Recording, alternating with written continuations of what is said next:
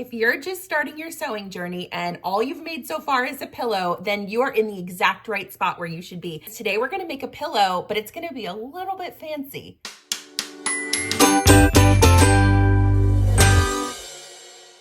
My daughter and I have been sewing together lately. I'm teaching her how to sew. The first thing we made together was a basic pillow, one square, put it together, make the pillow. She was ready to move up, so we got a charm pack called Pivot from Ruby Star Society, and it's got all these beautiful, fun, bright prints in it, and we made a pillowcase using those, and I wanted to show you how to make this pillowcase because it's so easy and so fun, and this is a great way to use these smaller pieces of fabric. A charm pack is a stack of fabrics that are pre-cut in 5 by 5 inch squares, and there's usually about 42 pieces of fabric in the pack. This is great if you are not super comfortable with matching patterns and fabrics on your own. They come already coordinated, so it's a perfect, easy, quick way to throw a project together without much stress. The other thing you're gonna need is a pillow form. This is a 20 inch by 20 inch pillow form that I got from IKEA for $4.99, but you can get these at any craft store or online. If you want to follow this tutorial exactly, you'll want to get a 20 inch by 20 inch one. And the last thing we need is some backing fabric. Now, if you've got enough fabric to make this for both sides, do it. That's even better. Or if you just want to make the front side fancy, you can just get some regular quilting cotton. This fabric is a cotton linen blend, so it's a little thicker than quilting cotton, and it's from the same line of Pivot fabrics from Ruby Star. This one is specifically called It's Your Time. I love this one. I'm also really excited because today I am sewing my first project on my new sewing machine I got from Sewing Parts Online. This is the Juki Kokochi Expert Edition. Sewing Parts Online is actually where I get pretty much all of my sewing supplies. Whether you're looking for machine parts, specialty needles, bobbins, presser feet, even replacement cords, they've got everything there. I'm talking Brother, Janome, Baby Lock, Singer, Bernina, and Juki. It is a one-stop shop for every machine out there. But don't let the name fool you. It's not just sewing parts that they carry. They also carry sewing machines, stabilizers, notions, and all kinds of beautiful fabrics. Any tool that you could possibly think of needing, you can find at Sewing Parts Online. I've been shopping there for years, and let me tell you, the main reason I love them is their customer service is amazing. You're gonna talk to actual humans who know what they're talking about and can help you find exactly what you're looking for. And if you're like me and you wanna get sewing ASAP, they ship crazy fast. Plus, they've got a firm financing if you're investing in something bigger like a new machine or a frame. I'm gonna drop a link below so you can check them out if you want to. And yes, it is an affiliate link. So if you use it, it helps support my channel at no extra cost to you. Next time you're hunting for a specific fabric or you just wanna treat yourself to a new sewing tool or a machine, check out Sewing Parts Online. I think you're gonna love them. I cannot wait to get started on this new machine and show you this wonderfully fun, beginner-friendly project. The first thing I noticed about this fabric in the charm packs is there were these adorable little ladies that were doing different like dance moves or aerobic moves in the fabrics. So what I'm gonna do is something called fussy cutting. And when you fussy cut something, you're centering it around an image on the fabric and you're cutting it so that it fits within that. That's why it's called fussy cutting. And I'm gonna make all of the squares for this project 2.5 inches, which is a very common measurement for patchwork squares. For example, I've got this little lady hanging out right here in the middle, and she would make a perfect fussy cut. So I'm gonna find on my ruler 2.5 inches, and this is a 4.5 inch ruler, which is great because the 2.5 inch square is marked right here. So I'm gonna center that over my little lady, and it's okay if some of those little pieces don't fit in. The other thing you can do when it's something like this, where this person is clearly in the middle of a movement, is you can, instead of cutting off her like leg or her foot in the seam allowance, we can turn this a little bit so that she fits comfortably in the square. And it's really not that big of a deal because she's in the middle of movement. So depending on the type of thing that you're fussy cutting, you can get away with a few things with changing the direction of your cuts. And I'm gonna make these ladies the center of my 9 patch square. So it gives the blocks a little bit of a focal point. Now, the next thing we're gonna do is, because these squares are 5 inches by 5 inches, all I have to do to cut these down is cut them in half crosswise. For this square, I'm gonna just cut 2.5 inches That's the beauty part of these 5-inch squares, is you don't have to do a whole lot of measuring because they're already 5 inches by 5 inches. So we just cut them in half on the crosswise, and then you've got 4 2.5-inch squares. Let's see. This is such a great scrap buster because it's patchwork.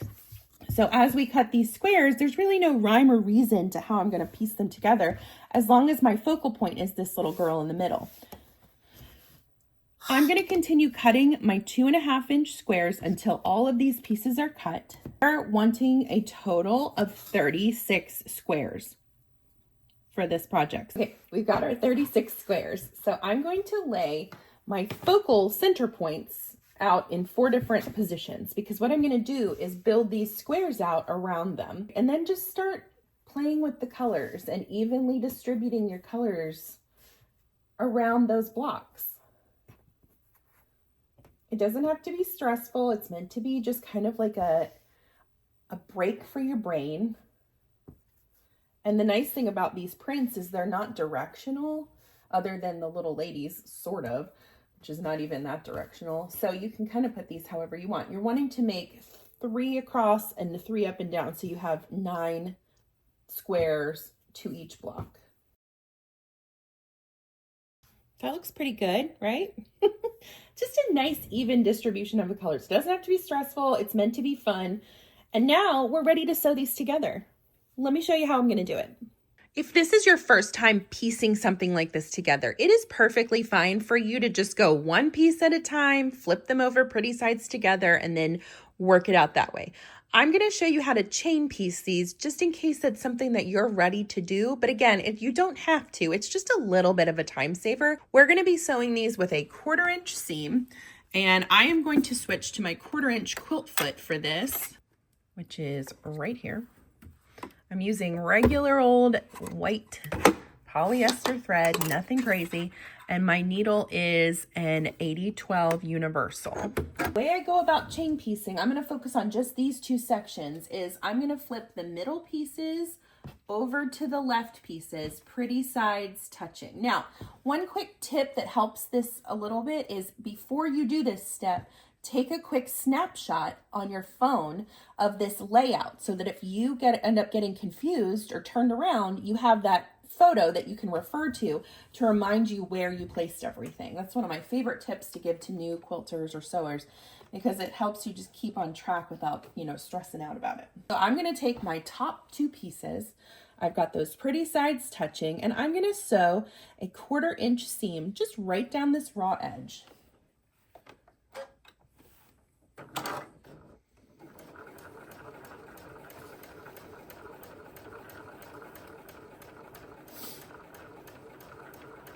Now, I'm not going to cut my thread. What I'm going to do to chain piece these is pick up my next pieces, make sure they're nice and even, lay them in under the foot, and let my feed dogs pull them through, creating a thread chain.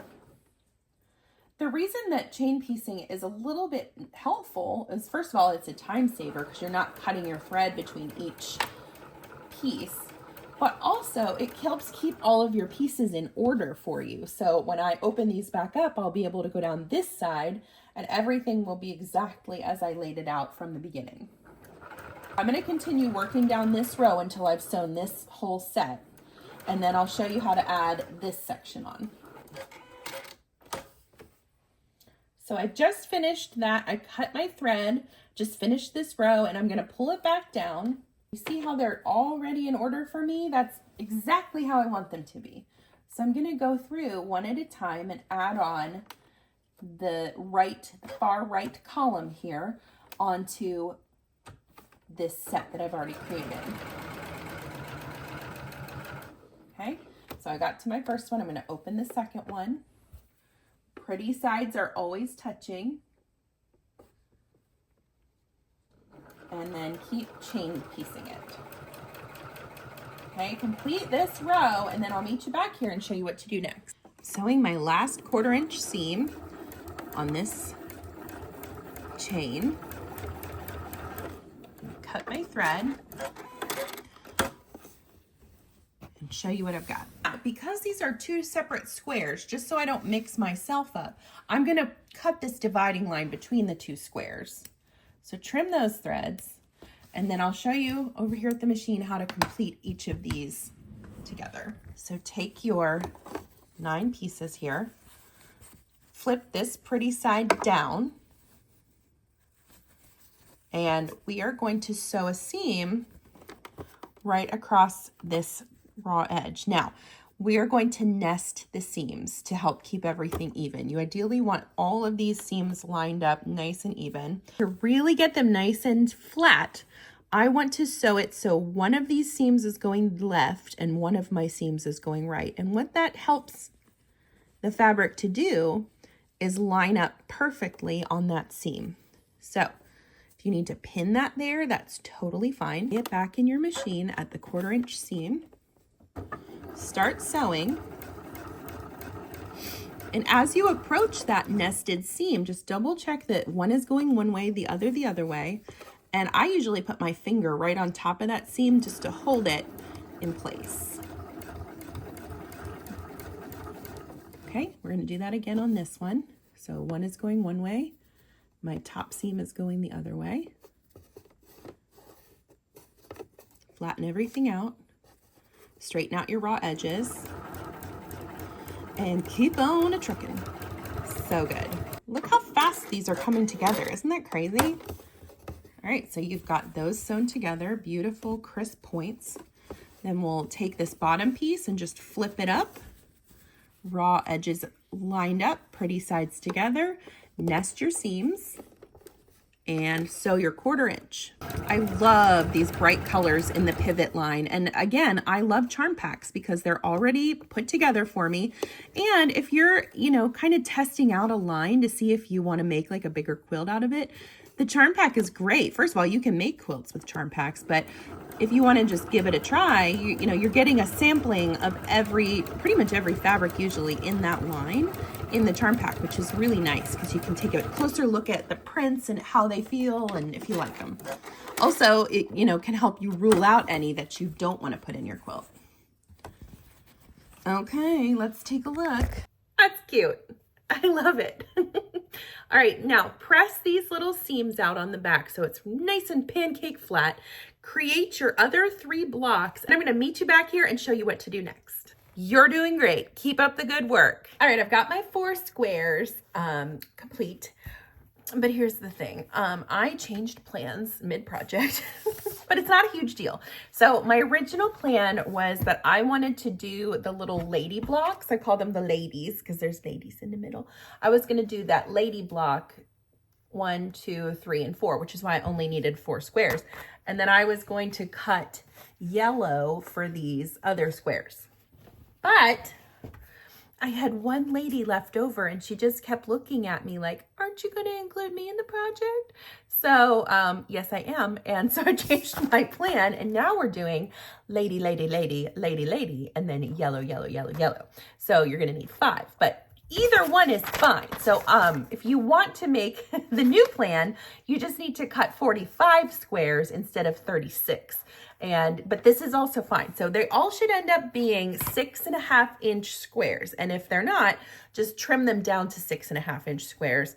And so I'm gonna make my last little lady square. And then I'll show you how to cut the 6.5 inch squares out of the yellow. And then we're ready to put this puppy together. Woohoo! Okay, now we have 5 squares. This is looking really good. So the next step we wanna do is cut 6.5 inch squares out of what's going to be our backing fabric as well as the fill-in fabric for these. Now remember, if you want to do the other direction where these little squares are in these 4 spots because you have more of this fabric, that's fine too. It's your world. You do exactly however you want and that's perfectly fine. So we're going to push these out of the way, take my other fabric, and we're going to cut 4 of those 6.5 inch squares. I'm using my 6.5 inch grid from Omni Grip. I love this thing because it's exactly the size I need, which makes everything easier. So I'm just gonna go ahead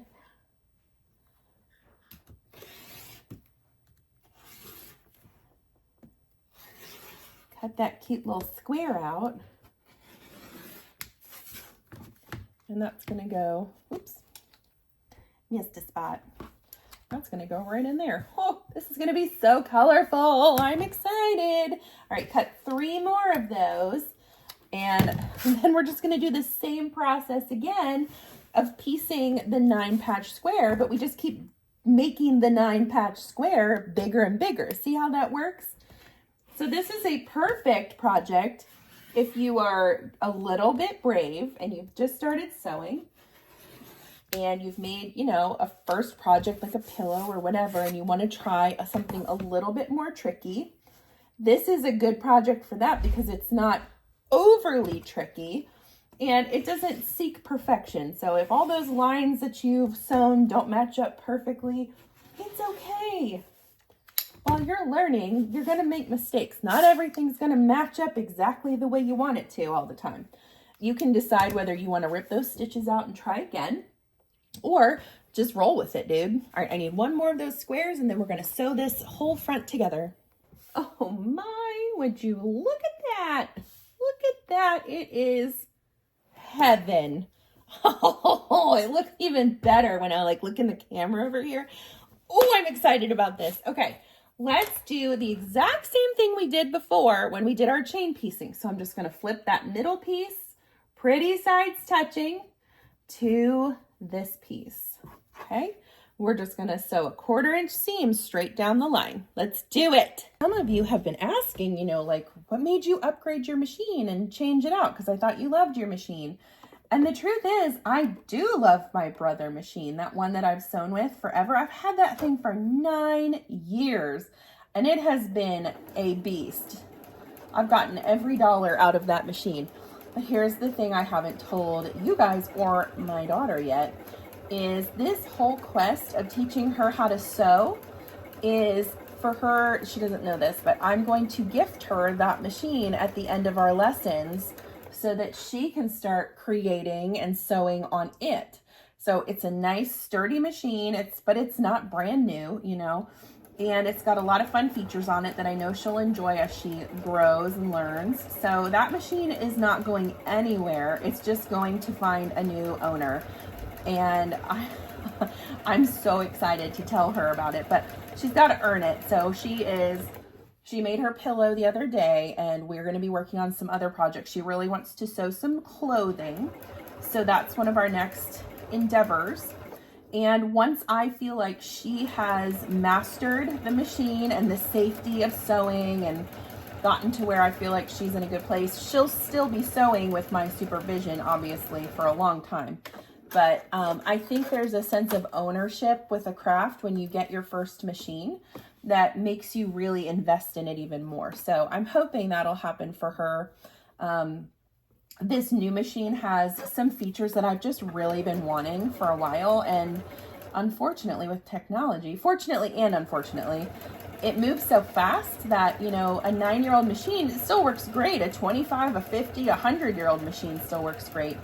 But they just entice me with all these technological advances and I get all excited. So this one has some really great like quilting stitches on it and just some features that'll make my life easier. Again, this machine is not for everybody. I saved up for a long time for this machine and it was expensive, but this is my job.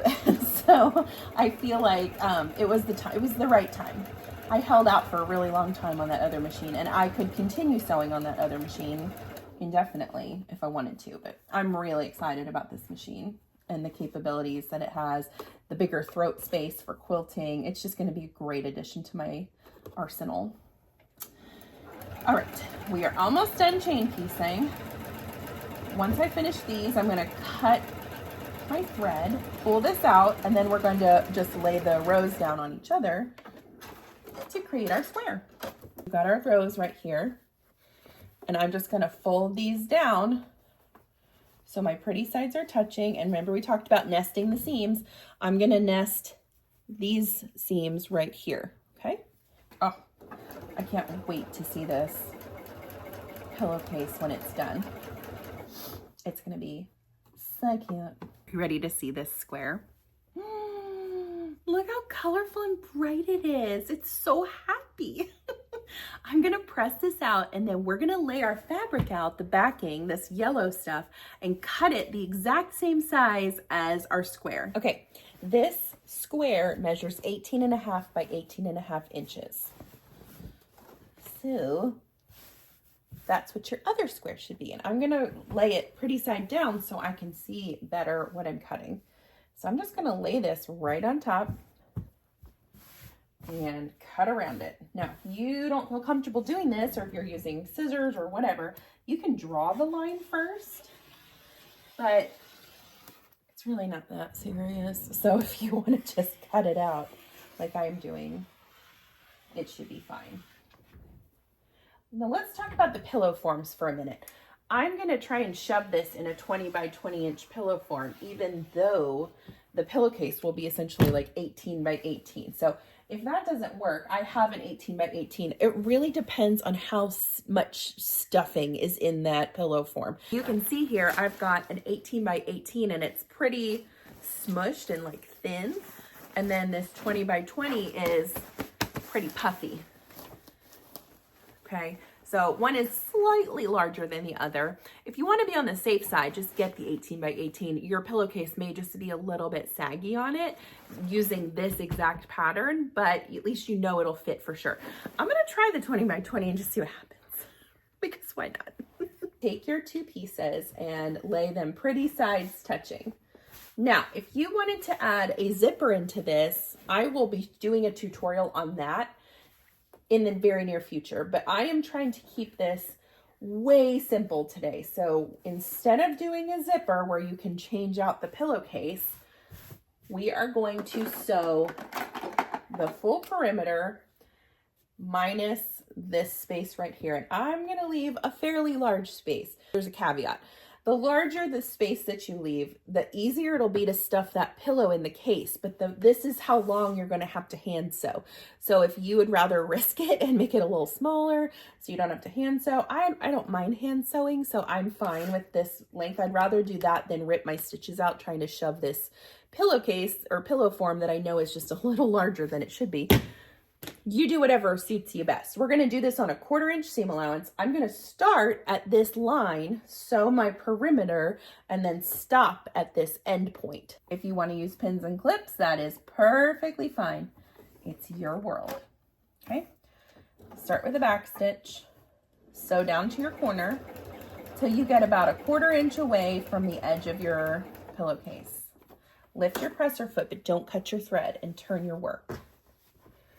Even everything back out. Raw edges lined up. Lower that presser foot and keep on going.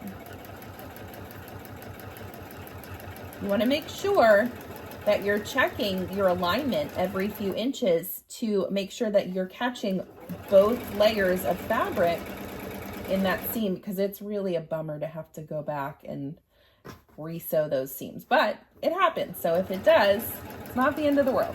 I think that's the thing I want to get across to everyone who's just starting out on their sewing journey, is that stitches are rippable. Fabric is, for the most part, recuttable, you know, unless you cut it way too small. But a lot of times anyway, when we're learning how to sew, we always buy more than we need, let's just be honest.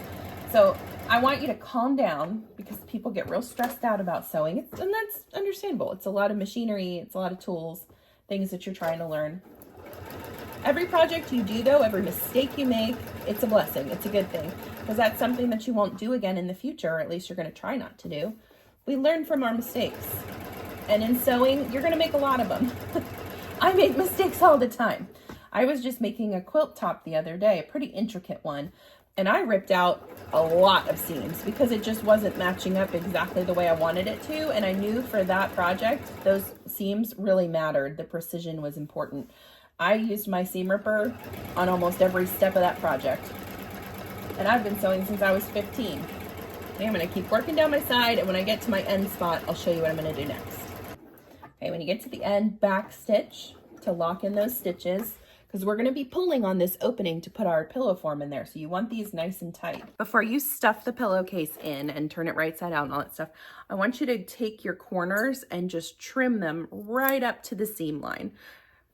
so that you're not cutting through the thread, but you are cutting up close to the thread. When you turn this pillowcase right side out, you want those corners to have as little fabric in them as possible, because that's what's going to give you a nice crisp turned corner at the end. All right, let's turn this sucker out and see how she looks. I love these pillowcases because they don't take a lot of time, and they're a really fun way to sass up your living room or your bedroom with something that you're proud of. So every time you go in there and you look at it, you're like, I made that. I'm awesome. It's a good little ego booster. If you want to get really crisp, pointy corners, you can grab like a knitting needle or a chopstick and push those out. I'm just going to use my fingers today because they're popping out pretty well. But pop your corners out. And that's good.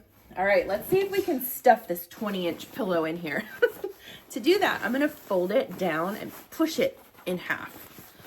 Okay, so that way, when I shove it in, I can open it in the pillowcase and it'll hopefully fit.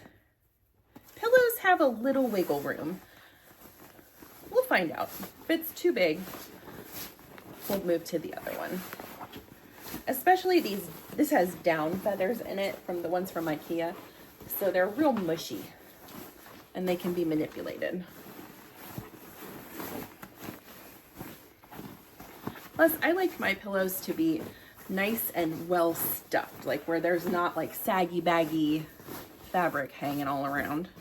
That actually fits really nicely. I'm happy with that. Yeah, see? And it's actually almost feels a little bit big. So don't freak out if this measures smaller than what your pillow form is, because chances are we'll be able to make it work. It's time to close up this pillow. The first thing I'm going to do is push this pillow form down and out of the way. It'll bounce back up when we're done sewing, but I need it out of the way for right now, or it's going to make sewing this shut really hard. Fold your raw edges in 1/4 of an inch to match what your seam allowance was for sewing the pillow shut. And I want you to clip or pin across that open edge. Take some thread and tie a knot at the end. You're just going to do a single thread. Don't double it up or anything. And I work from right to left because I'm right-handed, but you may switch this around depending on which hand is your dominant hand. I'm going to come up from the inside seam so that my knot of thread ends up inside the pillow. And then I'm going to go through the little tube of fabric that's created from folding the fabric over. This is going to be as invisible as possible. It's called an invisible stitch. So I'm going to go straight across to my pink now and go up about 1/4 of an inch through that tube. And then go across the way through the tube 1/4 of an inch. We want this to not show because obviously the rest of the stitches in our project are invisible because they're inside. So this is what we're mimicking by doing this. This takes some practice, but once you get the hang of it, it really isn't hard at all. It's sort of a rhythm that you get into. Just move your clips out of the way or take them off as you go past them. You don't want to go more than probably 1/4 of an inch because you'll have some gaps in your fabric. So just take your time with this. If you're at this point in the project, maybe you're ready to step away from your sewing machine and go sit in front of the TV and do this while you're just kind of relaxing. That's fine too. That's the beauty part about sewing, is you can take it a lot of places if you know how to hand sew, for sure. Okay, I'm going to keep working my way down this seam and then I will show you the finished project. I'm really proud of you guys. If you have been doing this with me and this is maybe your first or second project ever, keep up the good work. This is something you absolutely will get better at every time you do it. So just keep practicing. All right, my little sewing sweeties, look at our pillow. It's so soft and smushy. I love the way this turned out. It's so happy and bright.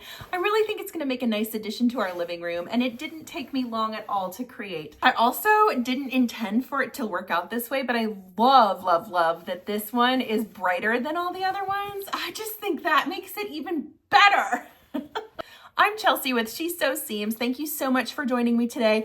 If you make one of these, please, please, please send me a picture of it because I am so excited to see the color combinations y'all come up with. Make sure to like and subscribe to stay tuned to all of my upcoming content, and I will see you next time.